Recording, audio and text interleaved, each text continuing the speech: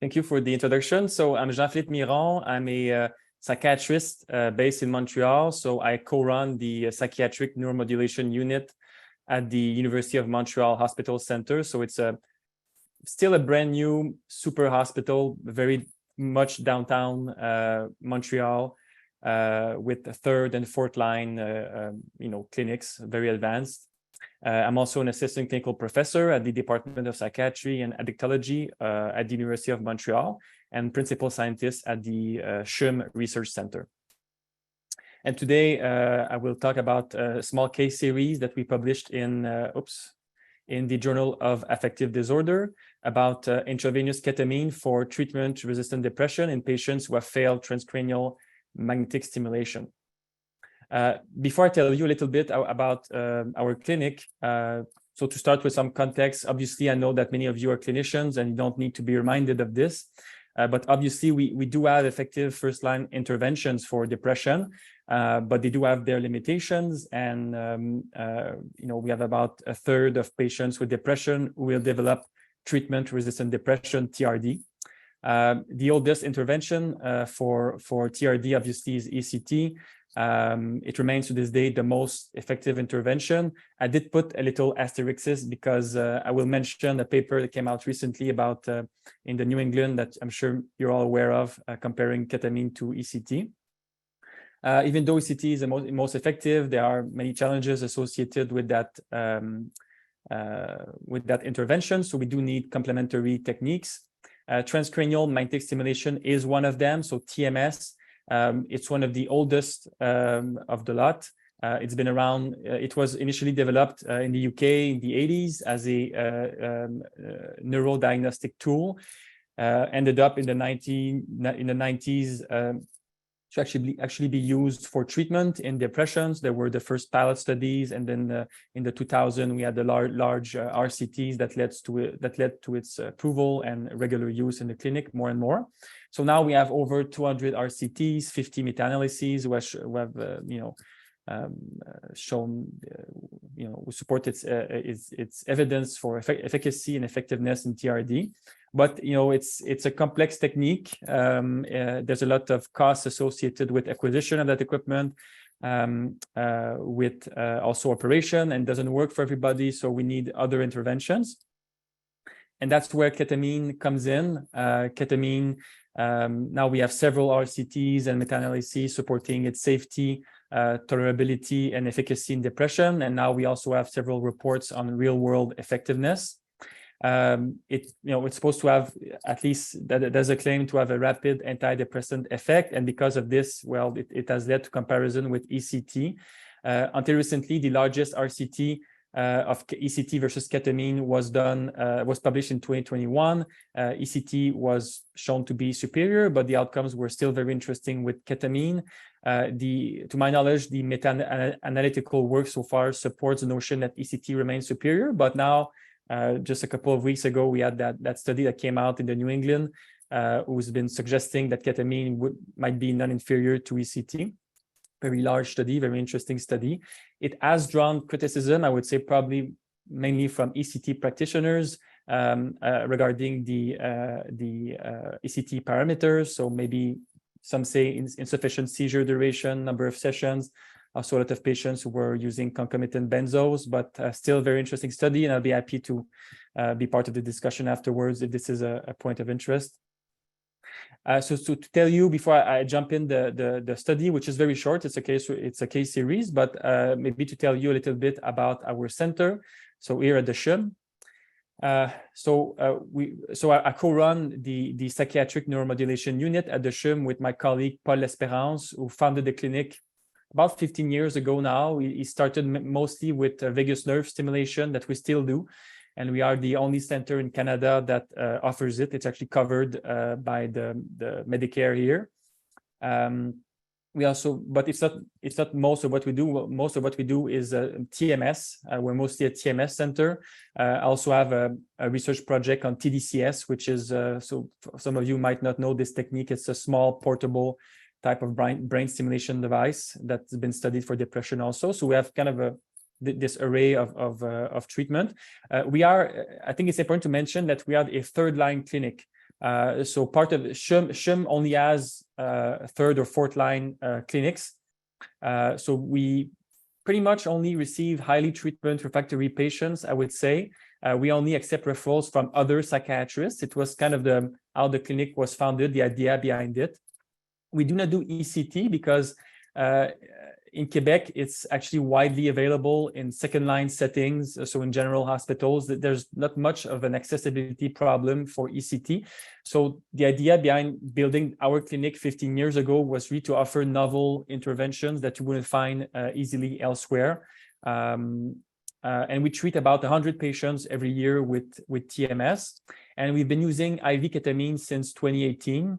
And the approach that we have had so back then ketamine was, at least for us, very novel, very new. People were afraid of ketamine. I remember so we started using it here when I was doing my fellowship in Toronto, and my senior colleague Paul actually when they treated their first patient, the nurses were too scared of actually administering the ketamine. So he himself had to be there and to administer the ketamine to the patient.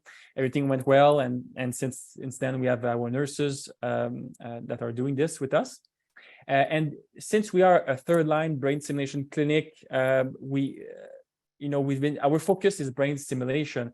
And I think the peculiar thing about our treatment center is that we offer ketamine, but only after TMS failure, because we really want to start with TMS. And also we only give ketamine part of an ongoing, we have a research protocol with a research center here, observational, just to gather some data, observational data. And I think that the rationale for administering ketamine following TMS, there's a few things that I can talk about this. First of all, well, there is more evidence for the efficacy and effectiveness of TMS compared to ketamine, which is more recent, even though now there's a lot of evidence for ketamine also, but still TMS is a bit older. Also, obviously, there are the potential side effects of ketamine. Now, more and more, we are less worried about this issue. We haven't had any patient who has developed, a substance use problem, who has had, I think we might have had one patient, and it was before I came back from my fellowship, one bipolar patient who actually had, we think, psychotic mania that might have been triggered by the ketamine. But generally, it's been well tolerated, and it's been going well. Anecdotally, also, I can maybe report that some of the patients that I've met here were quite worried about trying ketamine. Many of them told me that they saw it actually more of a last resort option, having a drug injected IV for the depression. So many of them were actually more keen on trying TMS first. And obviously, there's a lot of stigma and misconceptions about using, what is potentially a street drug as a treatment for depression. So because of this, we made a decision that we give ketamine after TMS, except in very rare cases where we'd be too worried about giving TMS to patients, but this is essentially non-existent. In terms of neural mechanisms, so I think many of you are well aware of this, but for TMS, so TMS is conceptualized as having an NMDA agonistic activity, which would have an positive impact on brain plasticity. It leads to modulation of dopaminergic and GABAergic activity. And with TMS, for those of you who are maybe not extremely familiar with this technique, so it's an electromagnetic coil that we use to stimulate, especially the dorsolateral prefrontal cortex. And by doing so, we think that we are at the large-scale brain network level, reinforcing activity in the frontoparietal or the executive network, and decrease aberrant activity in the default mode network, which would be hyperactive in depression and would be responsible for all kinds of ruminations and so on and so forth. Regarding ketamine, well, interestingly enough, it might have a complementary action mechanism, whereas it's actually, we think an NMDA antagonist. It's not clear actually if it's really working that way, because we have now many studies who have tried to look at other NMDA antagonist compounds for depression, and nothing, to my knowledge, actually worked. We think that ketamine at the large brain network level, we think that ketamine might be working by decreasing the negative attractor state theory in the lateral orbitofrontal cortex and ventrolateral prefrontal cortex, therefore, having an effect again on the default mode network and decreasing ruminations. Obviously, there was the I'm not sure how to call it, but there was the paper that came out from Stanford a few years ago by Nolan William that created a lot of debate about the idea also that at least part of the antidepressant activity of ketamine might be mediated through the opiate system.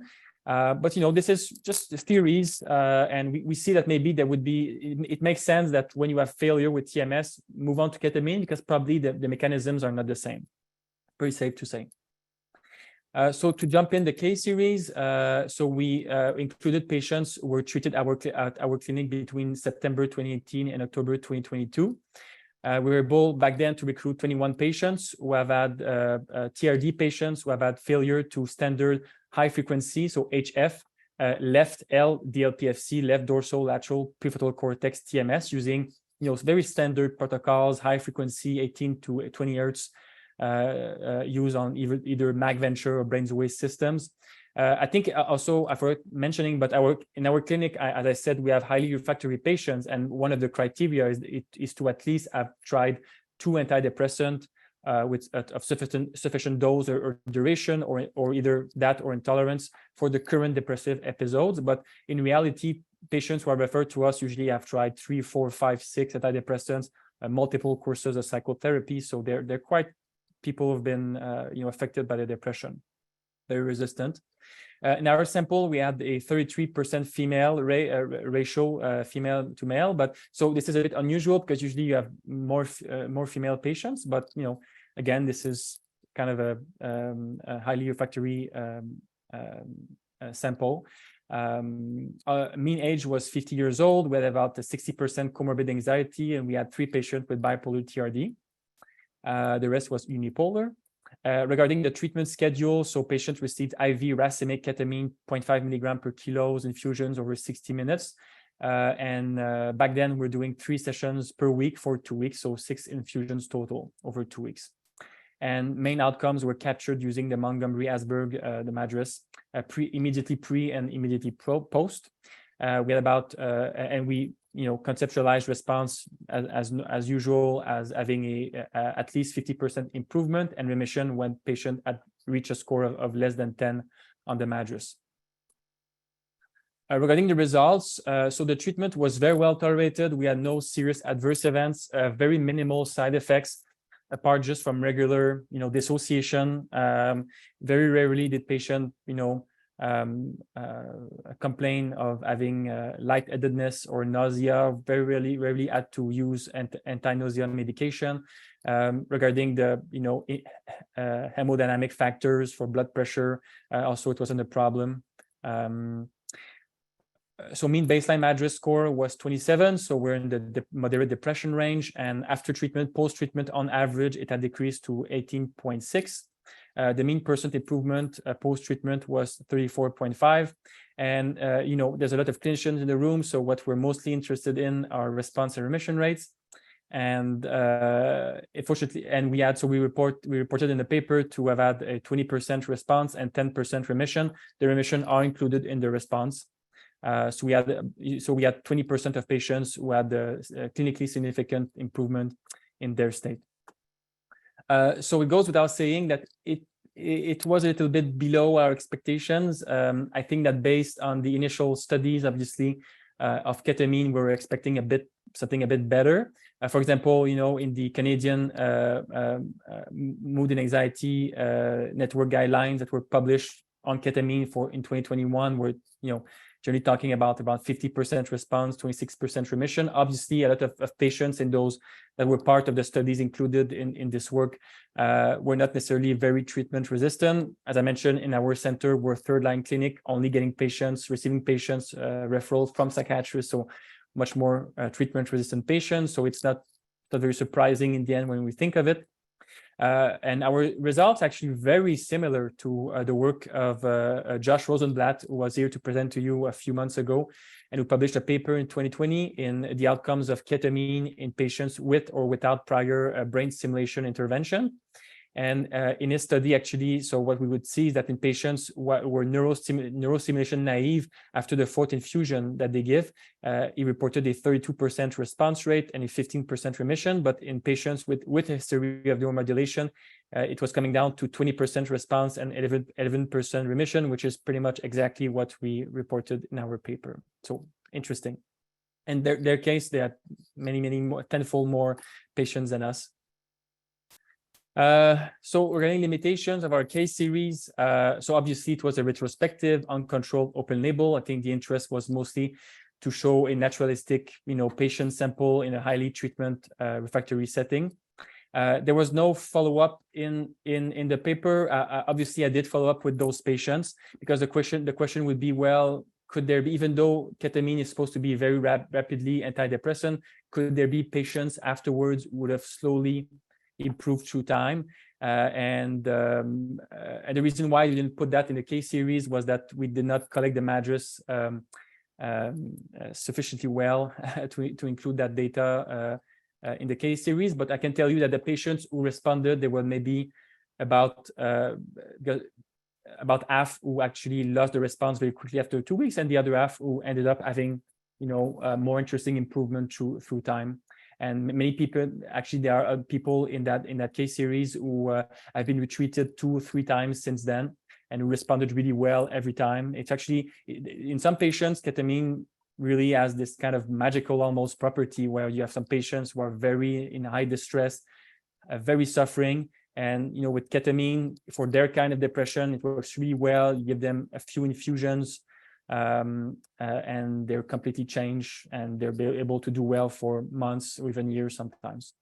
In the case series, another limitation is that we only gave 6 infusions. So looking at some of the other studies, some of them went up to 12 sessions. So obviously, when we start using a new technique, we're a bit more concerned about, side effects and long-term side effects. But I think maybe it would be an idea to eventually keep, maybe push this further. When you see someone who starts to have maybe a signal 25-30% improvement, maybe we should say, why not go over the 6 infusion? Why don't we go to 8, 10, or even 12? And ECT, usually people go up to 18, sometimes at least. So I think this is something that might eventually increase the efficacy effectiveness of ketamine through time in future studies. Also, we did not make any big dose adjustments during the treatment, and now there are centers like where Joshua Rosenblatt works, where if after 2 sessions they don't see really meaningful changes on the mood scales, they will go to 0.75 milligram per kilos. So this is something that we've recently started to implement a bit more. So we're looking into this.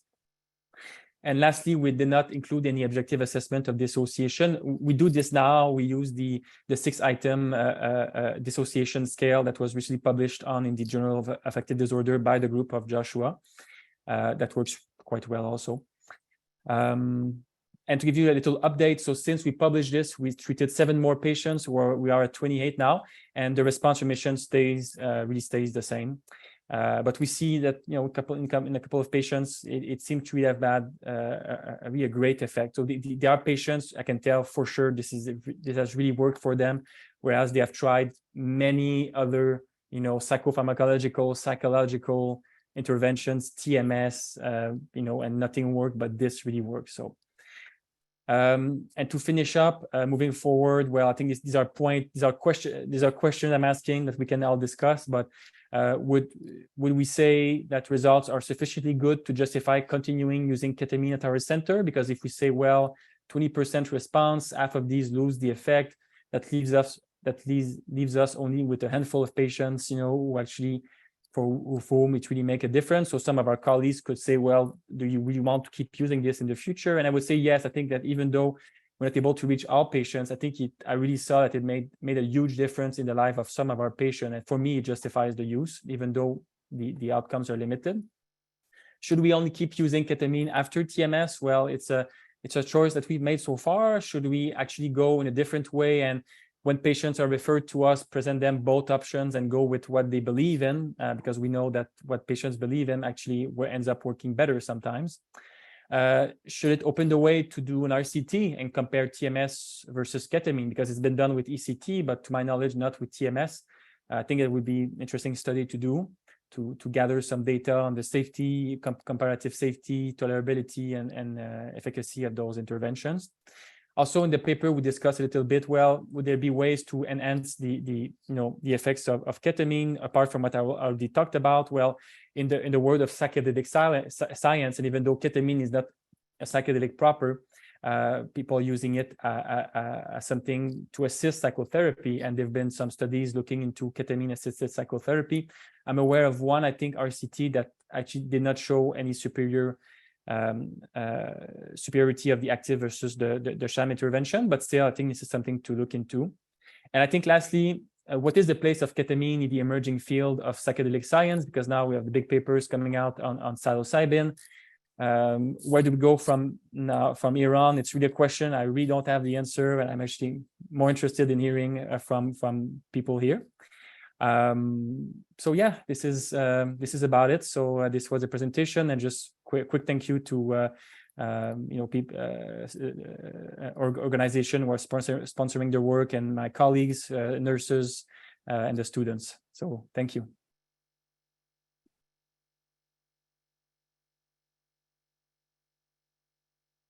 Great. Okay, that's good. Thank you very much indeed. Very nice, very clear. We've got some questions in the chat, so we'll just start with those. Okay, so we'll just go straight through these. Let's just work our way down them. Tiago asks, can you explain the dose and length of the infusion? Why did you choose 0.5 milligrams per kilogram in 60 minutes? Mm-hmm. Well, the 0.5 milligram, to my knowledge, is kind of the standard dose that people have been using in studies. The 60 minute, that's a good question. Some studies have been looking at 40 minutes. We ended up deciding on 60 minutes. Sometimes when patients were having a bit too many dissociative effects, we would even go at 2 hours, so it depends, but we kind of settled on 60 minutes, and it seems to be, I don't think that giving it in 40 minutes would be more effective, even though maybe, I don't know. I'm not aware of any data that has looked at administering ketamine using the same dosage but over different time duration. I think that might be an interesting concept. Maybe it would be more related to, because there was this notion that dissociation, the more dissociation you had during treatment, the more ketamine was effective, but it seems now it's not really clear in the literature anymore if that's really the case, but interesting point. It sounds, Tiago, did you want to come back on that?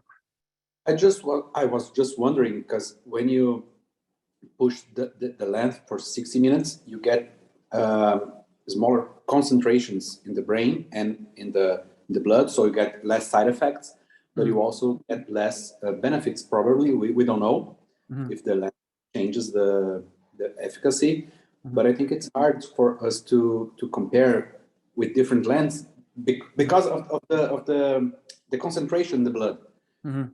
We don't know if concentration, and probably it does, changes the outcome. Yeah, absolutely. This is a very interesting point, and I honestly never thought of that. So this is something to look into. Absolutely. Yeah. Unfortunately, the side effects will be higher as well, but I don't think we can separate the side effects from the benefits. Unfortunately. Was the population on oral medication as well? Did you do anything to them? Oh yeah, no, we did not wean anything off. It's very naturalistic community sample. Yeah. Can you just go around what kind of medications they usually use, like 6, 7, 8 different types, or you're more a lean clinic and you go just with 1 or 2? Oh, you mean in terms of how many antidepressant trials have there been before we? How many antidepressant, how many medications they are on when they go to ketamine? Like, how many antidepressant they are on at the moment that they get the ketamine? Not the prior history, not prior trials. Actually, what they get. Oh, it's very, very diverse. I couldn't give you a figure. We have so many different type of patients. Yeah. Because some clinics are more lean, so if the patient is not responding, they just keep like something with lithium and some mood stabilizer, and that's it. Other practices go higher and go like 3 or 4 antidepressants with antipsychotics and lithium and so on. What kind of way usually you guys pick up in the clinical practice? We don't go one way or the other, because patients who are referred to us, they already have their psychiatrist. So we kind of leave them. Usually when they start at the clinic with us, we tell them, don't change medication, keep everything the same, except if there's something that would become, that would decrease the efficacy, the effectiveness, like for example, benzos, for example. Well, because we start with TMS, so if you have patients on high dose benzos, we say, well, you have to come off of this first to do the TMS. Like anticonvulsants, pregabalin, gabapentin, these kind of things, we try to minimize them, except in patients with bipolar, because then it becomes a bit more tricky. This is not something that we really invest on. Okay, I forgot the part that you said that usually they keep the psychiatrist, the clinical, and you just do the intervention. Usually they take a little break from their psychiatrist when they're with us. So if there's any medication changes what we have to do, we do it, but we don't follow up long term with patients. So we take patients for treatment episodes. So we do the TMS, do the ketamine. Patients with whom we follow up longer are our VNS patients. We have about 30 patients on VNS that we do end up following for life. Essentially, they do keep their psychiatrists in the picture, but we end up being more of their treating team.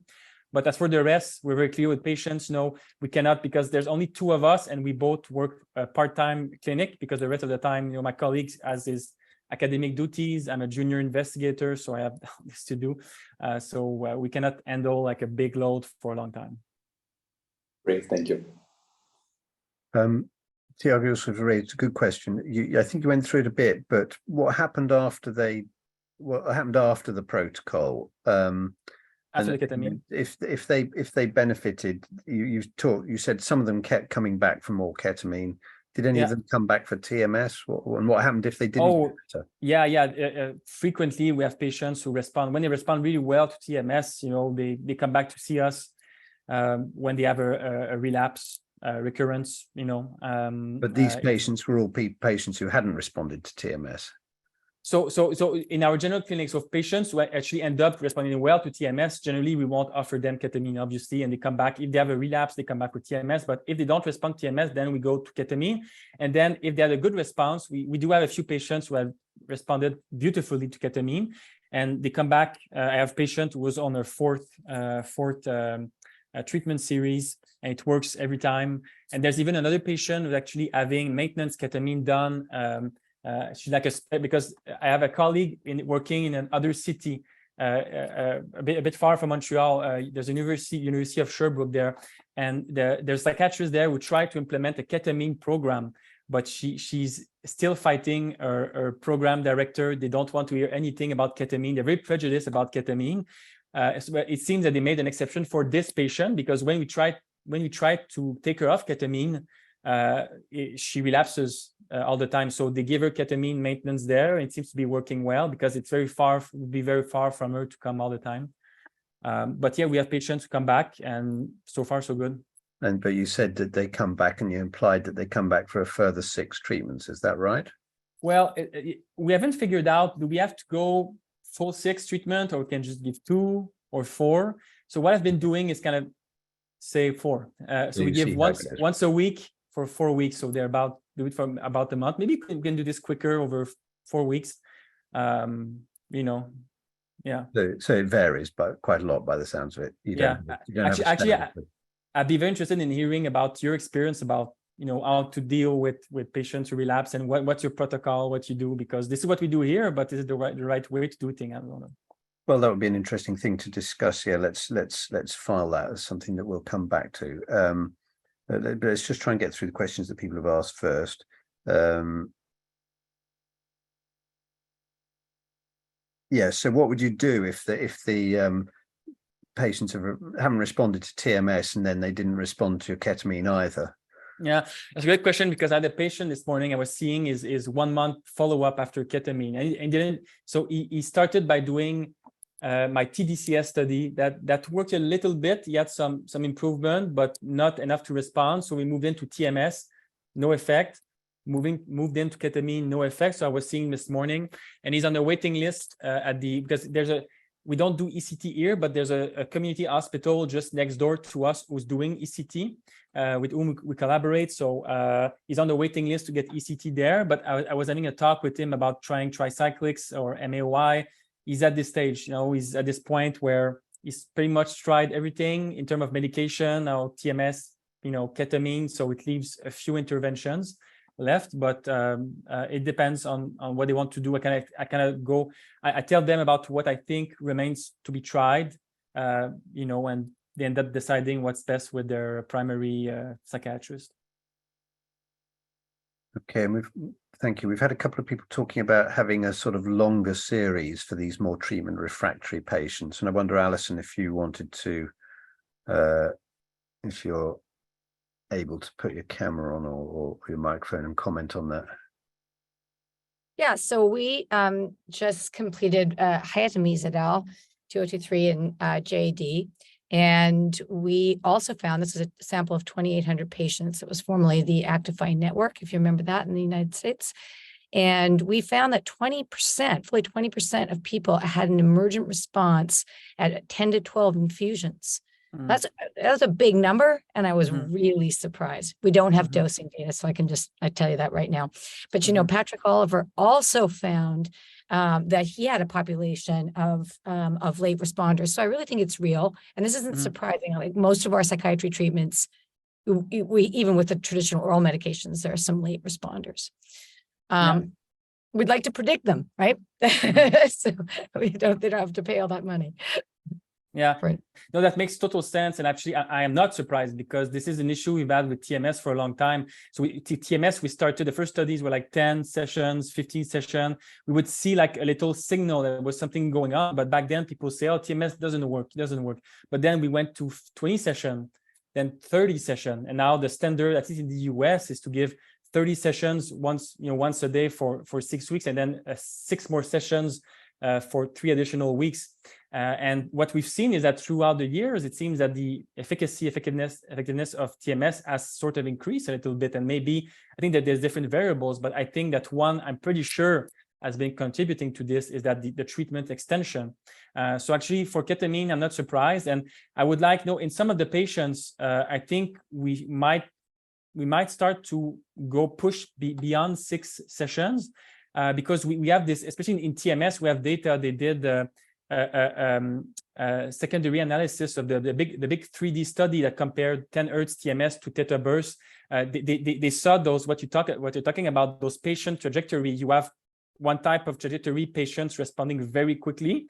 You have people in the middle, but you have this proportion of patient, which is non-negligible, like you say, 10 to 20%, who end up having this very, very, very slow kind of response. But it seems that they end up getting there, but they just need more time, and maybe because their plasticity is a bit slower than other people. But I think we should maybe have something, if after 6 sessions you have a partial response of 25-30%, maybe we should say, let's keep going and see what happens. And so I think that makes total sense.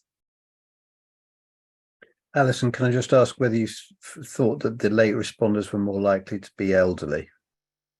I don't think we can say that. We don't know yet. Okay. We're not sure, but we are going to try to use preclinical data to try to predict who these people are.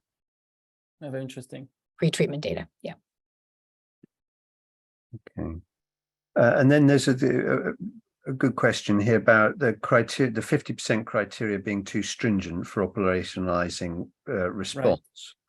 In my clinical practice, QIDS reductions of substantially less, e.g. 30%, are typically associated with clear improvements in mood functioning and quality of life. I think I'd support that as well, particularly using the QIDS. And I noticed that some people are publishing on the basis of, they're publishing 30% response data rather than 50% response data. And I wonder whether it's sort of, from a quality of life perspective, it might be useful as well in very refractory people. That makes absolute sense. And I'm trying to remember, because it is data that we could easily pull off. But I think that the focus on quality of life also is very important. And this was just a small case series, but I think that in the future, if we were to push this further, because now we have because we during the time that we're implementing our ketamine program, we also implemented electronic database using RedCap. And now it's changes very because before they used to miss, outcome time to different outcomes, but now we have reminders and everything is much better now that we have the electronic database. So we're much more accurate about the data that we're gathering. It really increased tremendously our data quality here. So I think, looking at these things, partial response makes a lot of sense, and functioning scales, SDS, quality of life scales, very important. Yeah.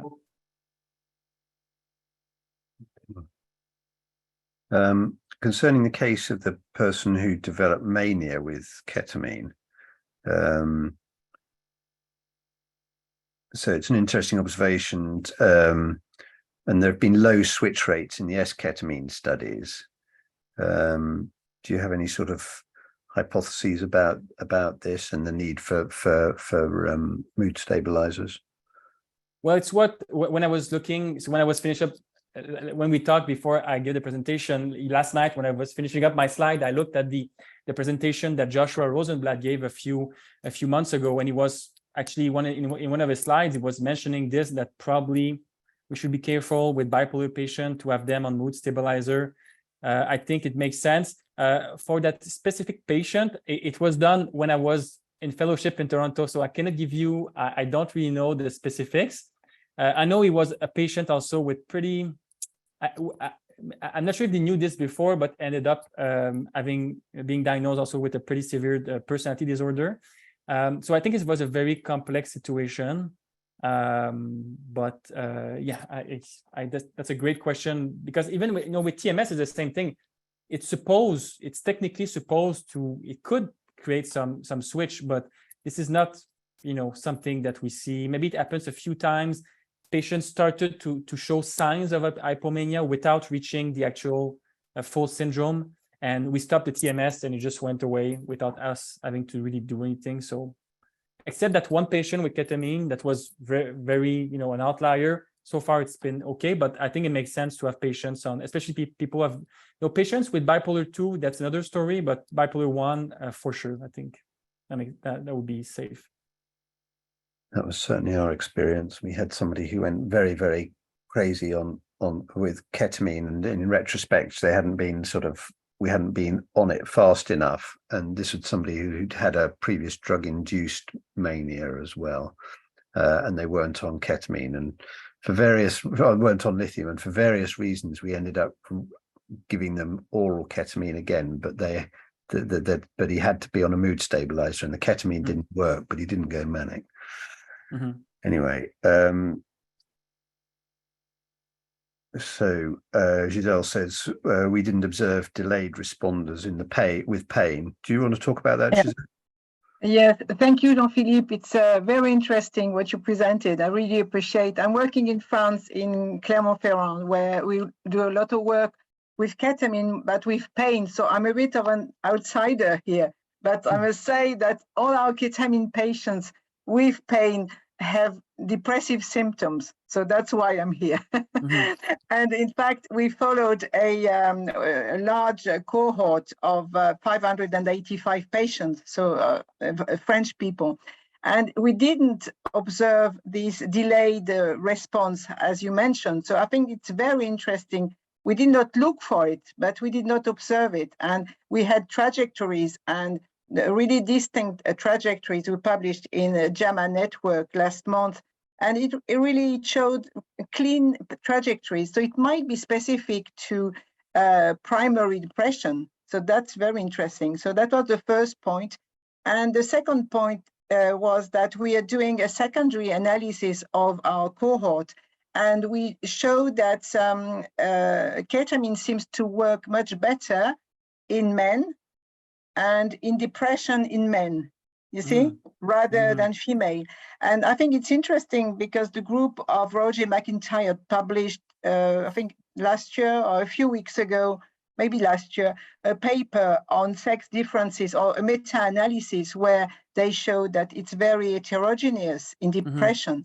And we observed the same thing with pain, but in the next paper, we really think that we're I mean, it works really, it's much better. I mean, you can see a real decrease in men rather than female. So I was just wondering if, even in your case report, if you have the feeling that it might be better. It's very difficult and it's very subjective, but yeah, thank you in any case. It was a great presentation. Thank you. That's really a great question, because actually, even though our sample was 66% men and 30% women, actually our experience, just on the top of my head, is that actually the only patients I can think of who really had a great response were all women.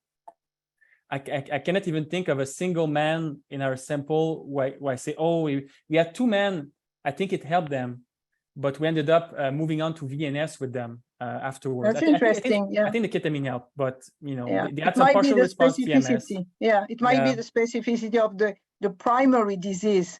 You see, with depression might be. So it's interesting. Thank you. Yeah, I think the big samples have not really ever shown any big difference in response rates, I think. But I'm happy to be corrected about that if anybody knows otherwise. Okay, so those are the questions that we've got in the chat. Yeah, so we've got a question: when do patients start to respond to pain?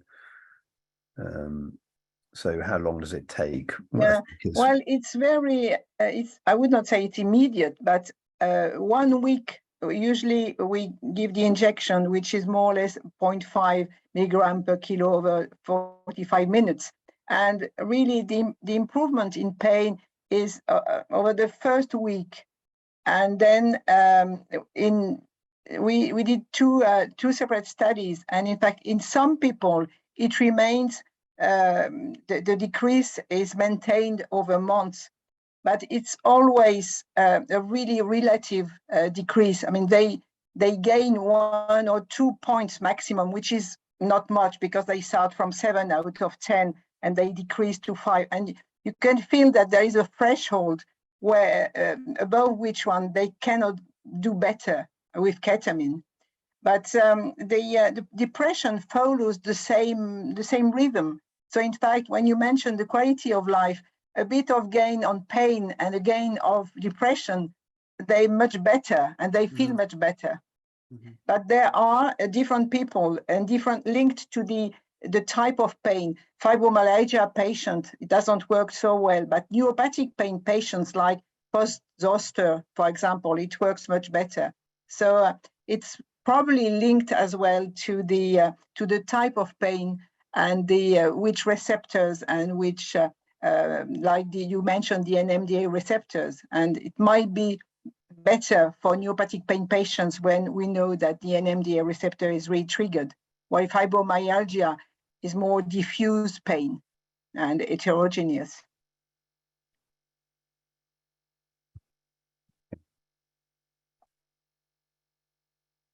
Good. So you held a sort of enticing offer to talk about the ECT paper, Jean-Philippe. Do you want to say anything about that? Well, I think because I was actually interested in hearing what people here think about it, because I had a chat with my PhD supervisor back in Toronto, who used to be my PhD supervisor back in Toronto, Dan Bloomberger, and he's an ECT, he's mainly an ECT practitioner, does also a lot of TMS, he does both. And he was quite critical of the paper, as I recall, because he thought, well, he said, I think he told me, well, the only thing that paper showed is that ketamine is non-inferior to half to a third of ECT treatment. I thought that was interesting because in the end, he said, well, the patients had, I think they had how many sessions was it? Was it 6 to? I think it was 6 to 9 ECT. Whereas he told me, I'm not an ECT practitioner, but I was trained a little bit like as a resident, but I don't do ECT. But he told me that regularly they go up to 18 ECT at least. So if he thought that probably if there had been more kind of ECT, maybe that it's not clear that difference would have been the same. But at the same time, patients only had 6 ketamine infusion. So if we were to increase this number of ECT, we should be fair increase number of ketamine sessions. So I'm not sure if that reasoning really holds, but and I think I did read. I think there was a companion paper. There was an opinion piece that came with the paper, and I remember the person who wrote that mentioning also that there was some question about the seizure duration. Who knows? So it's. Well, we have. I think we have one of the paper's authors with us today. Sarah, do you want to comment? Yeah. So yeah, touche. I am one of the paper author. I think that the number of session was decided because it's been shown in previous literature that like it was still like a meaningful number of session to elicit a response. I think a big question was also about the unilateral and the bilateral. We started with unilateral, but it was then left to the provider to switch to bilateral based on the clinical response, because the overall idea of the study was really the one of having a real world setting. So these were patients that were referred to ECT, and then they offered the study at that point. So in terms of sessions and in terms of, unilateral, bilateral, in terms of duration of the seizures, that was really left to the clinician administering the treatment. In terms of the similar also for the ketamine. So the dose was 0.5 milligram. I think that was the one that was administered more often, but there was room to adjust the dose and deem clinically appropriate. At a certain point, though, we had to set up what was the primary outcome at what point, right? We should consider these the primary outcome, and this was like after 3 weeks. So basically after 9 sessions of ECT and 6 treatment of ketamine. Absolutely. 3 days after the end of the treatment. And then we had 1 3-month and 6-month follow-up. Absolutely. No, but that's very interesting. And I personally don't have a very strong opinion. I think it was a very, very interesting study, and but in the end, I think for me, at least the way I conceptualize things, that TMS and ketamine clearly fall before ECT. I'm not sure if that's how things are done elsewhere, but for me, it makes sense to say, well, let's go. If you have TRD, you want to move away a little bit from medication for a while, when it makes sense to go TMS and ketamine first, and if that doesn't work, to go to ECT. So in any case, that would be how that would work. Yeah, I think I had a question for you, if you don't mind, Jean-Philippe, but then we can go back to the ECT versus ketamine study. So I think you mentioned that in Canada, ECT is more like a second-line treatment, or at least in your region, and TMS would be more a third-line treatment. So in your cohort, for example, you had patients that received ECT in the past or not, or did they respond or not to ECT? Or so it's my comment was really about the way we see things here at our clinic, because there's very few TMS clinics in Quebec. There's in Montreal, there's us, there's at least one other in the McGill network. Outside of Montreal, there's a few TMS clinics, but they're very rare. So I think most often, most patients still get ECT before they get TMS. And like you say, we have patients who have had ECT who are referred to us for TMS afterwards, which doesn't really make sense. But in the mind of people, a lot of people still think, TMS is still this. They still think about TMS the way we were thinking about it like 10, 15, 20 years ago. It's very novel. It's very, very different. And they send us their ECT refractory patients. But even in those patients, we have had a few success. Even patients who have failed ECT, we've had some patients who responded to TMS. Was it because they actually had not pushed ECT far enough because they had, side effects and that sort of thing? I cannot tell you from on the top of my head, but I think, even in that case, you haven't tried TMS, they had ECT, why not try? Doesn't mean that they shouldn't try TMS or ketamine even afterwards. So, yeah. No, of course. Yeah. Seems that Canada is the center of important work with ketamine and ECT. I think there's a study that's likely to have completed fairly recently, isn't there, by Pierre Blier's group, Yeah, I talked to him. He was at the CINP conference, and I sat down at lunch with him, and I asked him, well, how's that going, that study? And he told me that they had a little bit of a thing with regulatory authorities, but it was back online, and he told me that I think within a year it was supposed to finish. They were close to the end, I think. So, but yeah, it's ketamine versus ACT again. Yeah. Yeah, I just looked up briefly on clinicaltrials.gov to see if that was bilateral or unilateral, and it doesn't say. I think it sort of implies that it's left up to the ECT practitioner to decide what their what their preferred modality is. It was another big difference from the other European study that have been. I'm not sure about the Canadian one compared to the Anand paper that recently came out, was the fact that with the Anand paper, the majority one were outpatient patients, right? Yeah. While I think the Scandinavian one was mostly inpatient, if I'm not mistaken. So it could be also another difference to keep into account, and also the age group. I think they probably, the Scandinavian group or the European cohort was slightly older, so that I'm not sure if statistically significant between the two populations, but that's another factor that could explain the different findings. To my knowledge, is it clearly established or that ketamine seems to be less effective in older patients? That was reported in the X-strand paper from Lund. Yeah, that's where it was. Yeah. But that's just one study. So, there was a slight difference. The younger people were more likely to respond to ketamine. The older people more likely to respond to ECT.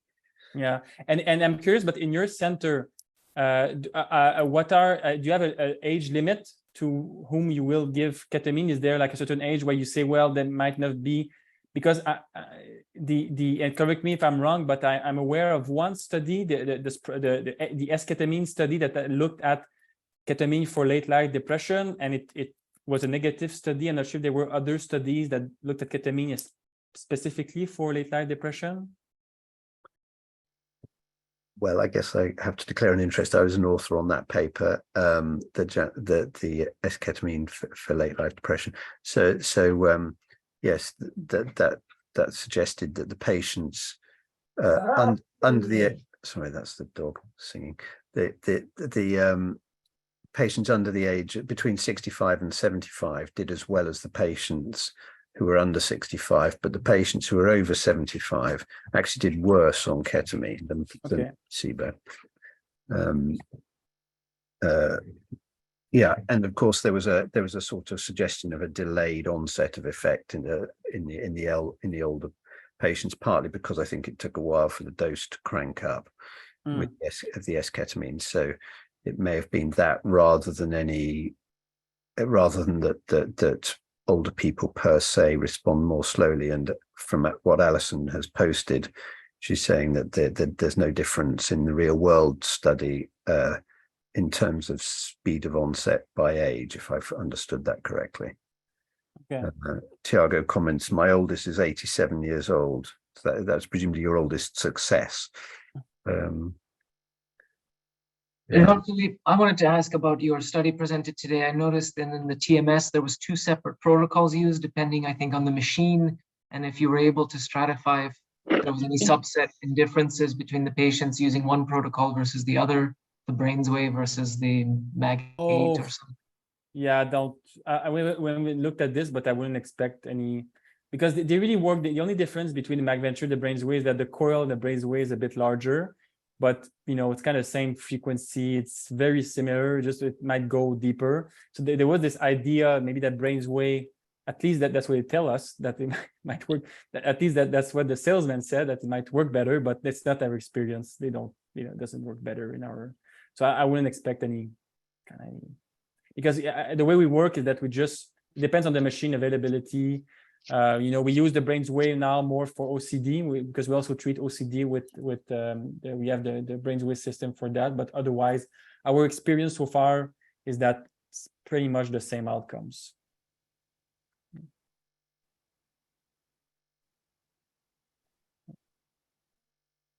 I feel like we could keep talking for a long time about this, and just. But I understand that clinical. I understand that you don't have an age limit for, because this was one of my questions, because here patients, when they get 70, 75, I become a little bit concerned about ketamine, because I gave ketamine twice to older patients and it didn't work, but also it wasn't a good experience. One of them really hallucinated and it was more of a negative experience. So I've been careful since then, but I'm not sure. So I understand that in your cohorts, in your clinic, you don't have an age limit and things are okay even with older patients. Yeah, it's an interesting point. I think in Phil Wolfson's study, he actually suggests that people who are older do better. On the other hand, Glenn Brooks, for example, in New York, says exactly the reverse, and that would be consistent with the Janssen data, wouldn't it? Yes, I think we wrestle with the older patients, whether to take them or not, and of course, because they're liable to do better with ECT, that's also something one can just sort of try to encourage them down that route, although sometimes that's not going to get anywhere. Yeah, that's interesting, because initially in TMS we had the same, historically there was the same issue. So many years ago people thought that TMS didn't work as well in older patients, but with the accumulation of data now it's completely the reverse. Now most studies show that not all of them, but many studies do support the idea that TMS might actually work better in older patients, like ECT actually. And it's been in our database here.